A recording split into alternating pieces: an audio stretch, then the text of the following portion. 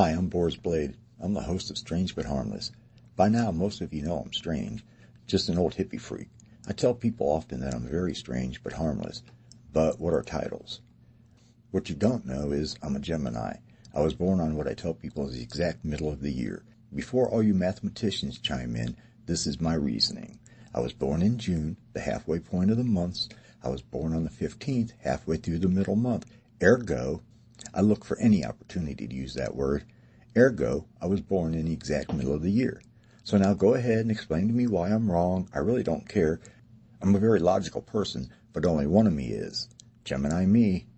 No, I don't believe in astrology per se, but facts are facts. There are two personalities living in my psyche. Of course, I didn't realize this until the first time I read about astrology and looked up my sign. I shouted in my head, that is, "That's me, that's me." It explains so much I had struggled with as a child.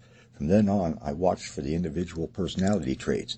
No, don't get me wrong, I'm not schizophrenic or anything. Not that there's anything wrong with being a schizophrenic, I just don't happen to be one.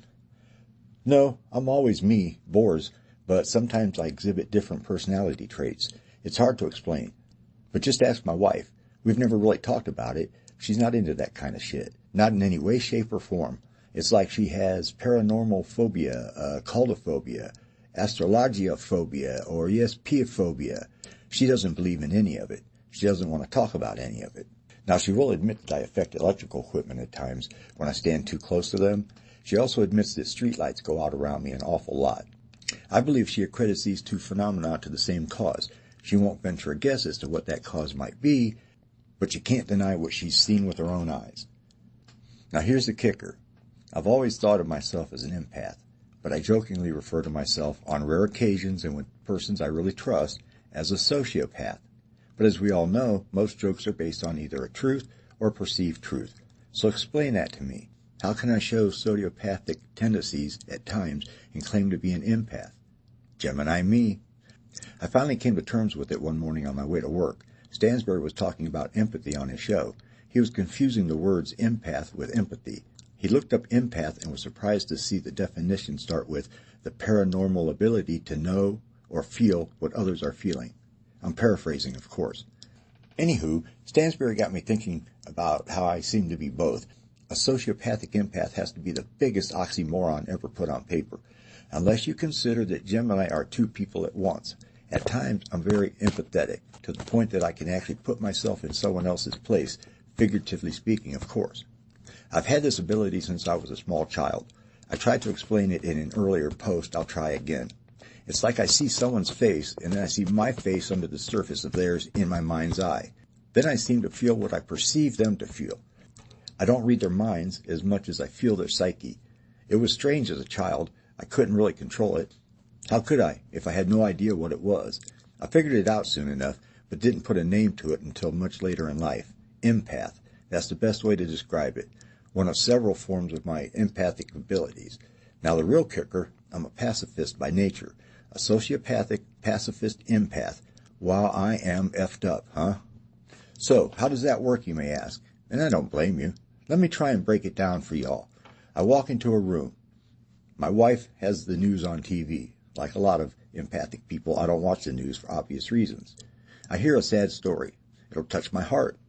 I'll feel sad. I'll start to relate to their feelings and their plight. And then I realize I really don't care that much because it doesn't affect me directly. Even though I feel sad inside and relate to their plight, I'll get worried about what this says about me as a person. Then I just let it roll off my back like a good pacifist will. I literally just put it behind me and go on with my life. The problem is, this scenario happens in my real life also. It makes it hard to not come across as heartless. But any good sociopath knows that shit needs to be kept secret. So why am I telling you all? Because we are such close friends and I trust you with all my deepest and darkest secrets. Not. It's because I realize you all think I'm just making this shit up. Just another weirdo writing fiction. So I can pretty much open up and say anything. Oh, I assure you, every word I say on my podcast is the truth, whether you choose to believe it or not. So there you are. I'm strange. Have I told you that before? I believe I may have mentioned it. Oh, by the way, my deepest, darkest thoughts would scare the crap out of most of you. Those are the thoughts that I literally pray for God to take out of my mind when they come across it. I hope the evil and sinister ones, that even scares me. I hope you all don't suffer from evil and sinister thoughts. They are not, as you can imagine, very pleasant. But I cope. This is part of why I have told people at an early age that I could never see a psychiatrist, because if I did and I told them the truth, they would lock me up and never let me out. How many of you agree, whether you believe in what I say or not, I should be put in a padded room? That's funny. Just kidding. Or am I? That's a little more about me. Let's lighten it up a little. This is my first rock concert experience. My first concert. I hate this. I only went because it was free. My good friend's older brother worked security at the gate. He was my oldest brother's best friend. He snuck us into the back gate, the employee entrance. I was 18 and he let me smoke weed in his van on the ride up. Funny the things that stick out in your memories years later. Pulling into the parking lot was the first time I'd ever heard Don't Bring Me Down, Bruce, by ELO. His sister was a few years younger than I, and she was my sister's best friend. She went along for the ride. She didn't even leave the van when her brother walked me in the security gate, as if escorting somebody. He was in his security uniform, after all. During the warm-up band, he brought me a large beer. It was greatly appreciated. His brother, my good friend, was only 16, and he didn't even party, so he didn't bother to come. After finishing the brewski, I headed further into the crowd on the lawn. I found an empty spot near where I smelled weed, smell camouflage, and copped a squat. I packed and fired up the small chrome bowl I carried in my pocket. You old stoners know the ones, made from threaded rod, with fittings on it for the bowl and the mouthpiece to screw onto. I remember finding one down at the rat races, a local hangout, biking, and partying spot. I took mine and it apart and made one awesome new pipe. I smoked it and another before standing to find a good seat. It didn't take long to realize that the field had filled in, and my spot was just as good as any. I sat back down, filled another bowl. I noticed the girl on the blanket next to me. She seemed to be watching me. I smiled and offered her the first hit. She smiled back, took the bowl, she lit it, and started to hand it back. I motioned with my head towards the guy on the blanket next to her. He was oblivious to his, I can only imagine, girlfriend getting stoned with some stranger. But hey, at least I'm harmless.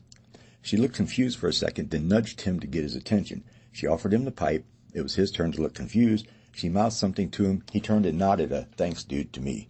Yeah, that's another of my superpowers. I can interpret nods, as well as a few other interesting things.